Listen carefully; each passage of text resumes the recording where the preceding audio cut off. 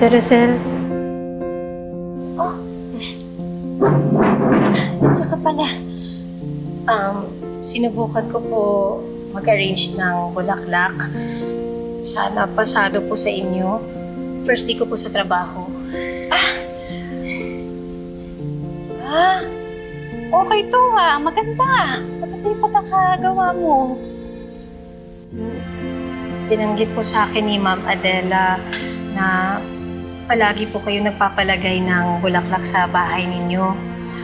So nag-volunteer na lang po ako na ako na lang ang gagawa at bibigay ko to sa inyo. Maraming salamat. Actually, dapat ako yung magpapasalamat sa inyo. Utang ko po ang buhay ko sa inyo. Ever since I was a kid, hanggang ngayon, palagi niyo po akong tinutulungan,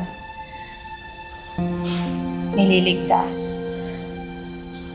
At ngayon, alam ko na po kung bakit. Anong ibig mong sabihin?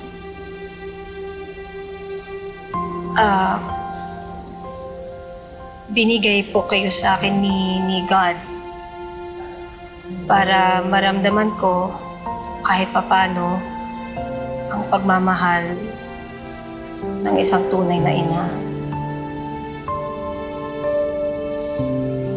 Well, alam ko namumulila ka sa totoong nanay mo.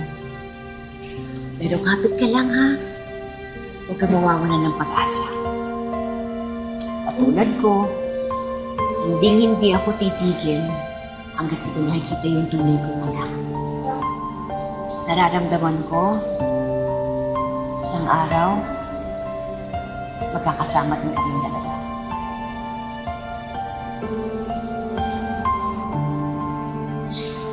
Salamat dito ha. Welcome po.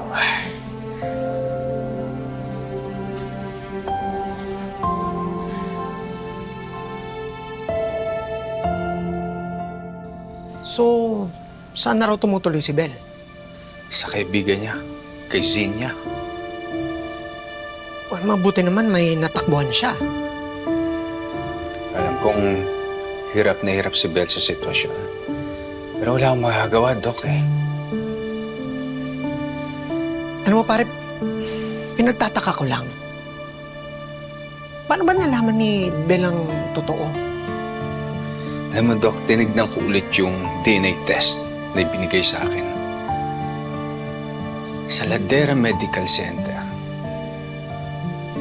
si Via pala ang nag-request no.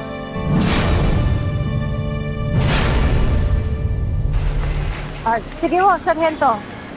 Pagkatapos ko po dito, pupuntahan ko po kayo. Sige ho. Salamat po.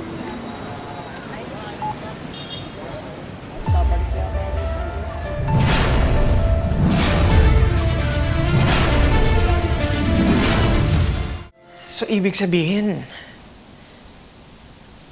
naghinala si Via. Kaya kayo pina-DNA. Eh di alam na rin niya mag-ama kayo ni Bel. Yun na nga, Dok eh.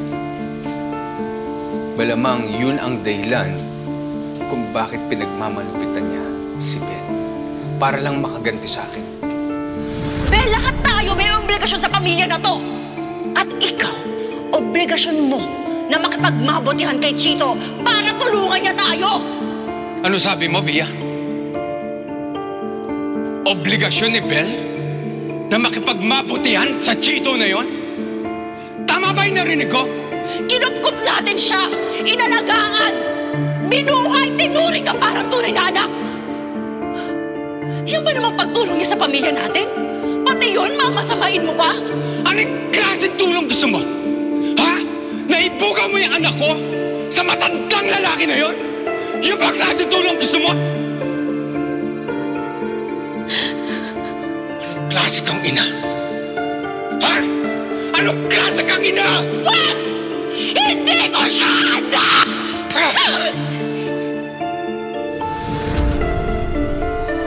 napakasama talaga ni Via. Alam mo, Doc, nagtapat sa akin si Nika. Noon pa pala pinagmamalupitan ni Via, si Bel. Noon pa, Doc. Napakasama niya. Never niyang minahal ang anak ko.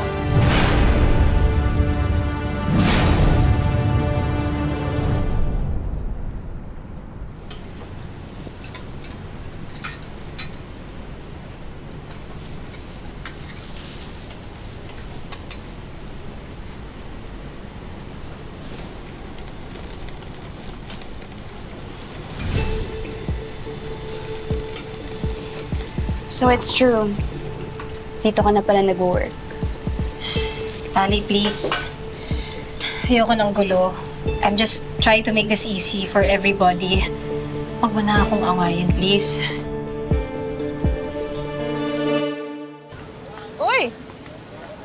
Rosel! I thought gold members lang yung allowed dito. Gold member ka nga. Pero yung ugali mo naman, stainless. Know your place. Anyway, bakit nga ba hindi na lang yung pag-aasikaso sa anak mo ang intindihin mo? Kasi mukhang wala kang progress doon. Bakit ba ang iniisip mo yung paghahanap ko sa anak ko? Di ba may anak ka din, si Belle? Bakit hindi na lang siyang isipin mo? Si Belle? Please. I stopped caring about her the moment she stopped being useful. Wala ka talagang malasakit sa batang yun? Why should I? Hindi ko naman siya kadugo. In fact, parehong-pareho nga sila ng nanay niya. Weak. Pathetic. Kilala mo yung nanay ni Belle? Bakit hindi mo sabihin sa kanya? Ayoko nga. Papabayaan ko siyang mag-suffer. Kagaya mo. Dahil kahit anong gawin mo, hindi mo na makikita ang anak mo. Dahil sinumpa na kita. Nagkamali ka ng araw na pinili para pagsaltaan ko ng ganun. Ginawa ko ang lahat para makita ang anak ko, pero niloko lang ako! Ganon, matapang ka.